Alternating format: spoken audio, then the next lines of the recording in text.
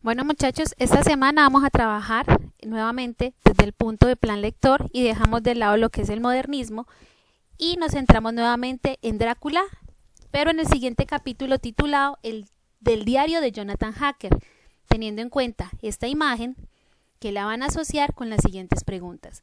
¿Por qué se retoma en este capítulo de nuevo el diario de Jonathan Harker?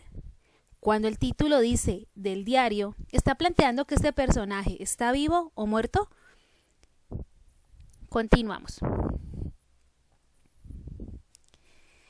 Vamos en la actividad de profundización. Nuevamente nos vamos a encontrar con el nivel de lectura inferencial y acuérdense en que es la comprensión global del texto.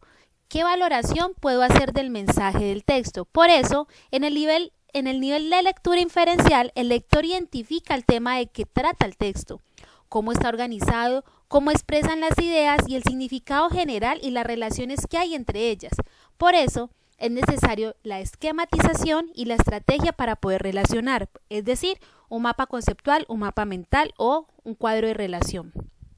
La comprensión global del texto requiere que el lector establezca relaciones entre las ideas expuestas por el autor del libro y lo que deriva de ellas, que obviamente están implícitas dentro del texto.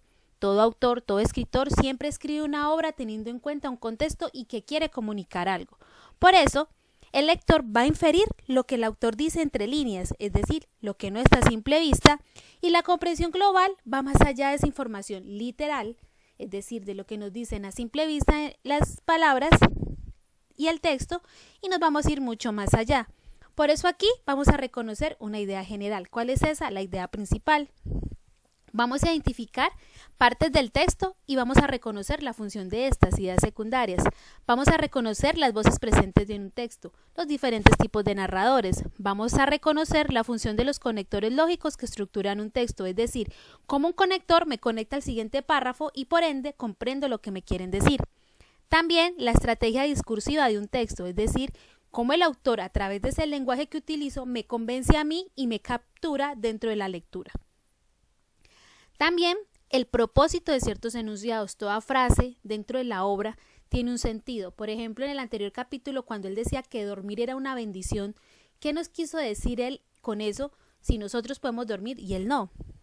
También vamos a identificar el propósito del autor, vamos a identificar el desarrollo del texto, los tipos de relaciones entre los significados de las palabras y las oraciones y párrafos, si es un texto narrativo, argumentativo, expositivo, obviamente en el que nos estamos moviendo nosotros es un narrativo, y también vamos a reconocer esas relaciones temporales, espaciales, causales, conferencias, sustituciones que se establecen en el nivel literal, una causa, una consecuencia, cuáles son la importancia de los lugares donde suceden las historias, los diferentes tipos de tiempos. Por ende, vamos también a ver la conclusión a partir de la información que nos brinda el texto y vamos a establecer conclusiones frente a lo que estamos leyendo en el texto. Seguidamente, vamos a contestar las siguientes preguntas y dice así.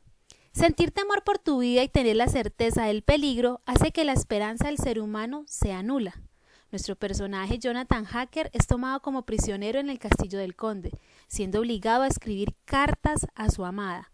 ¿Qué papel importante juega la escritura y redacción de cartas en este capítulo? Redacta una carta en la que seas tú el personaje que ha sido encarcelado en el castillo de Drácula. El deseo de huir ante el peligro es latente en nuestro personaje, que hace para obtener su libertad y que por consecuencia tiene algo grave para ello.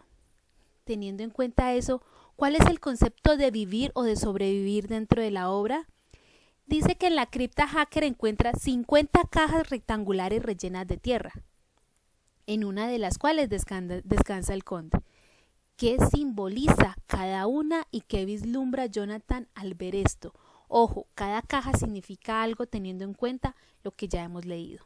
¿Cuál es la actividad de afianzamiento?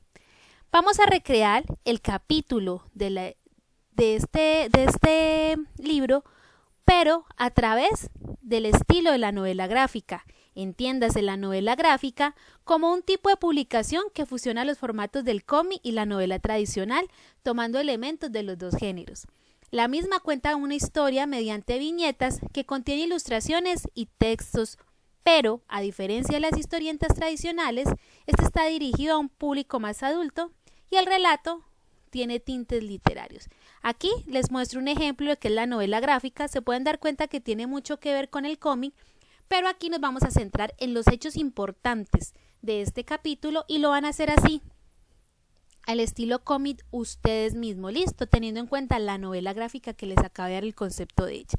Esta es la actividad de esta semana, muchachos. Nos vemos la siguiente clase. Recuerden que hay asesoría de 9 a 10 de la mañana y es por el enlace del tabloide de noveno que está en Classroom. Un abracito, Dios los bendiga y nos vemos pronto.